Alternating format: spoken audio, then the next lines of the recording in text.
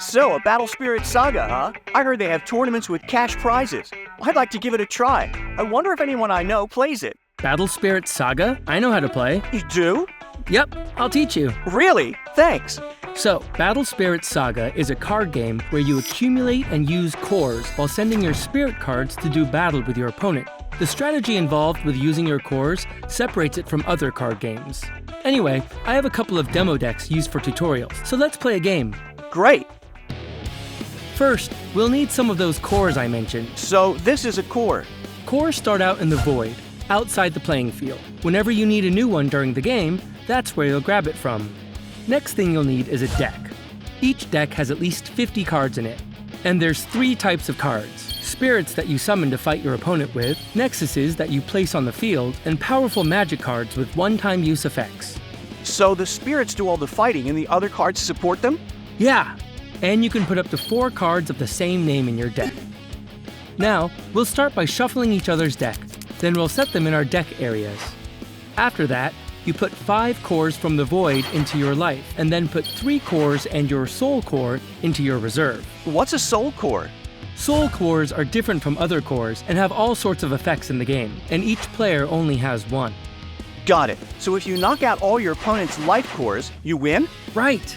Also, if you run out of cards in your deck and can't draw on your turn, you'll lose. So pay attention to that.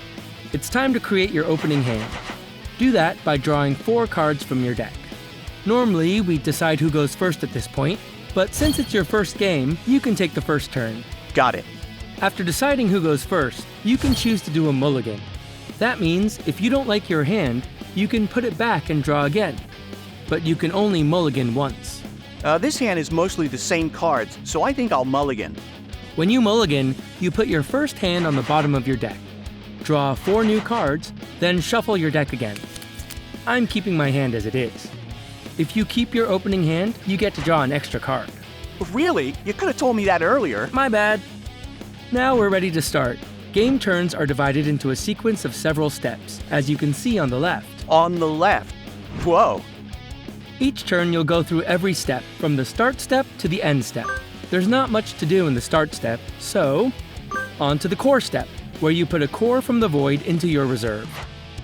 The player going first doesn't get a core step on their first turn though.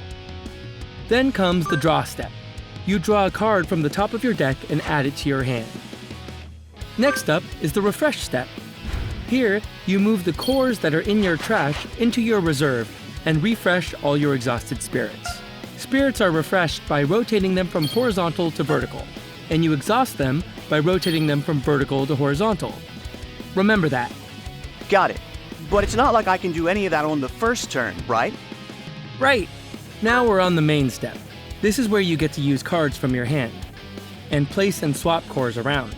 Okay, I'll summon this Dragon Captain that's in my hand. Here's how you summon. First, you show the card and check its cost. The number on the top left is the cost, huh? Looks like this one costs 3. Right. You'll pay its cost with cores. You can move cores from your reserve or from cards on your field and place them into your trash to summon it. Sweet, now it's on the field. Hold on a second. You've got to put a core on that spirit. Why? Cores are a spirit's source of life, so you have to put at least as many cores on it as are shown next to the level 1 text, or it will die. Oh, I get it. By the way, some cards, like Nexuses, have 0 for their level 1 number. They can stay on the field without a core.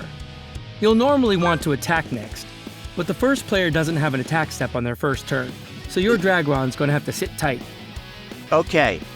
Then you'll go to your end step and pass the turn off to your opponent. Some effects that were active during your turn will reset during this step, so keep that in mind.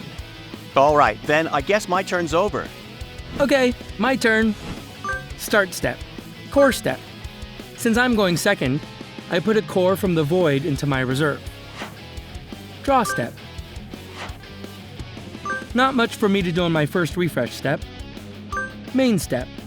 I pay 4 cores from my reserve and place the Nexus Scorched Battlefield. Then, I'll summon the Spirit Rain Needle. Huh? That costs 1. Aren't you going to pay? Good eye. One of the cool things about Battle Spirit Saga are these reduction symbols. What are those? Reduction symbols are shown on cards next to their cost.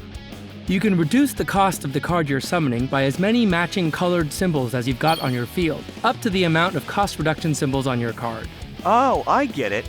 So that's why you played it without paying a core. Now we're on the attack step. The second player is able to attack on their first turn, but I'll end the step without attacking. And with my end step, my turn is over. So start step, core step, and I get to put a core from the void into my reserve this time too.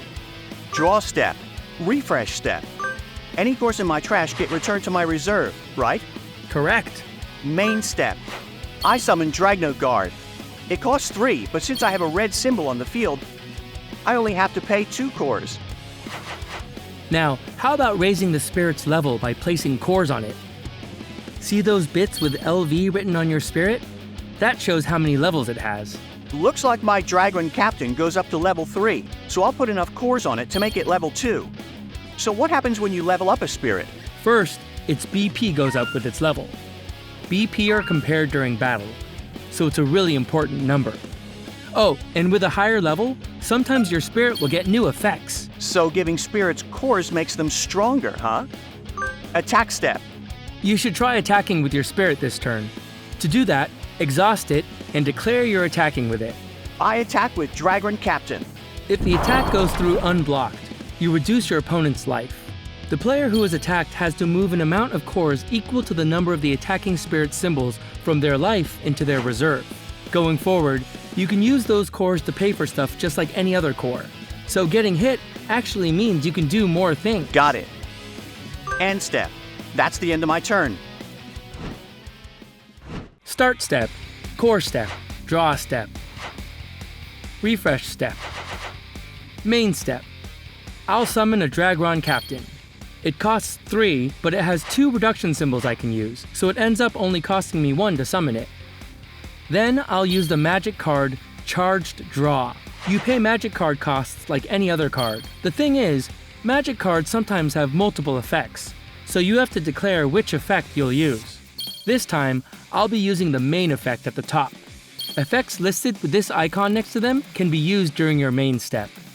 When a magic card's effect resolves, you put the card into your trash. So, magic cards only get to be used once. Attack step. Time for my counterattack. I attack with Rain Needle. Seriously? I don't want to lose life. In that case, you'll want to block with a spirit you've got on the field. Pick a refreshed spirit and exhaust it, then declare it as your blocker. I'll block with Dragno Guard then. When you block, a battle between spirits happens. That's when you compare BP, like I mentioned earlier. And the higher BP wins, right? What if their BPs are the same? If they've got the same BP, they both get destroyed. By the way, my Rain Needle gains 1000 BP from the scorched battlefield I have on my field. So it has 2000 BP total. Then it looks like my Dragno Guard loses. What happens to a destroyed spirit? When a spirit is destroyed, you put its cores into your reserve and put the spirit card into your trash. I get it. End step. And that's it for my turn. Okay. Start step, core step, draw step, refresh step, main step. Now I'm going to summon Dragron Captain. Then I'll summon another Dragron Captain. I'll move the 2 cores I need for them from my 3rd Dragron Captain. Attack step. I'll attack with Dragron Captain. I'll block with my Dragron Captain. Okay, let me explain flash windows. Flash windows are opportunities before and after a block where you can announce a surprise attack. And both players get a chance to use their flash effects. So you can use these cards during your opponent's turn too. I'll start by using Charged Draw. I used its main effect last time, but this time I'm using its flash effect. My blocking Dragron Captain gains 2000 BP. Seriously? I attacked and lost anyway? Wow, flash effects are scary. You can use flash effects to totally turn things around, so it's one of the deeper strategic elements. Oh, I get it. Well, I guess I'll stop my attacks and end my turn.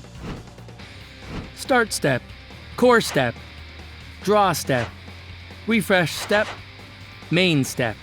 Well, I have one last thing left to teach you. There's one other type of effect besides flashes that you can use to get back a win.